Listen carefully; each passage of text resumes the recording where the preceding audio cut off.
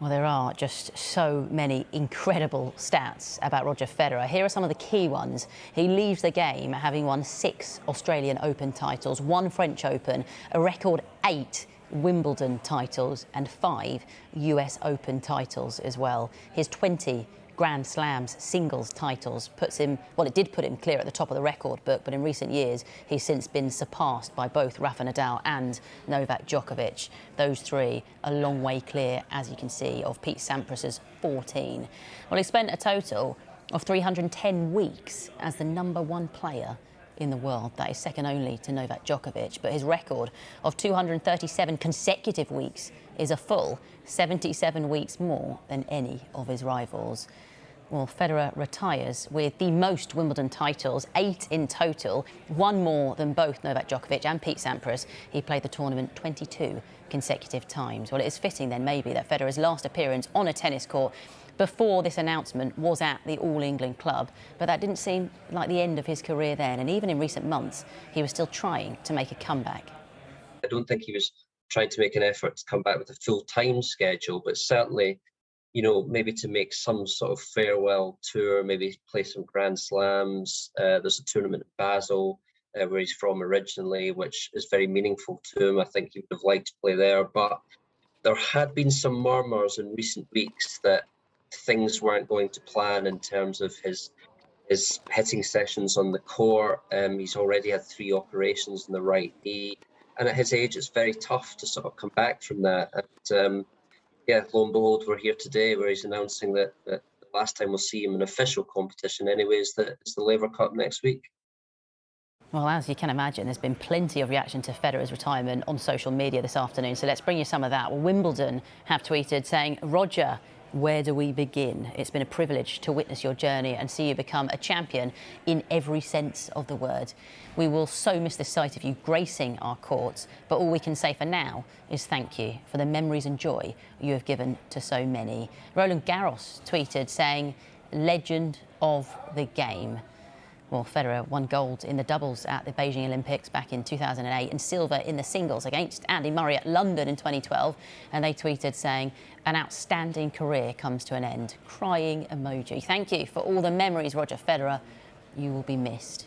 The International Tennis Federation tweeted this incredible photo in reply to Federer saying, "24 years ago, a quite incredible journey, Roger." Well, yeah, they're not wrong, are they? Tennis legend Billie Jean King said Roger Federer is a champion's champion.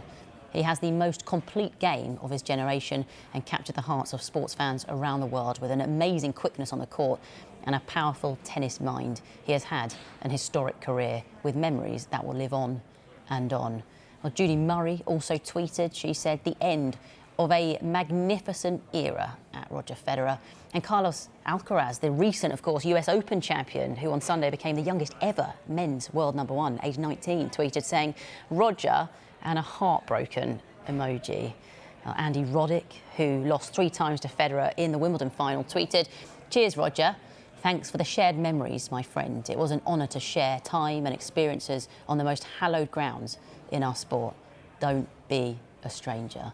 Meanwhile, former world #4 James Blake wrote, "Roger, there was and never will be anyone like you. You crushed me on the court, but were so nice and genuine that I couldn't hate you for it.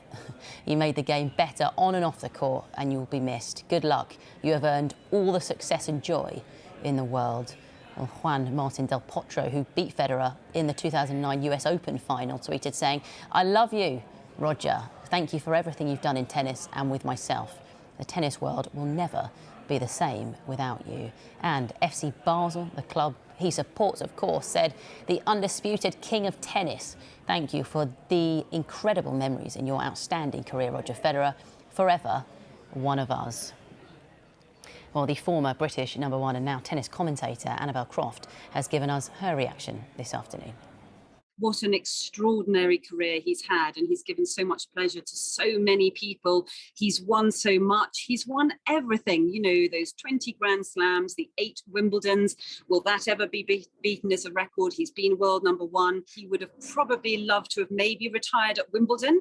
And then, of course, as we all know, with the injury problems, the sort of surgeries, he's had to have several of them on his knees. So it hasn't quite worked out maybe the way that he would have liked. So it's very sad for all the Federer fans that we're not going to see him in Grand Slam action. It has been an extraordinary career. And I think for people who really loved him as a purist, just the way that he hit the ball, his fluidity of movement, his sort of balletic grace around the tennis court was quite extraordinary to see. And I'm not sure there'll ever be another Roger Federer quite like that. You know, he will be remembered as one of the greatest of all time. Of course, he's been overtaken now by one of his greatest of all time rivals in Rafael Nadal.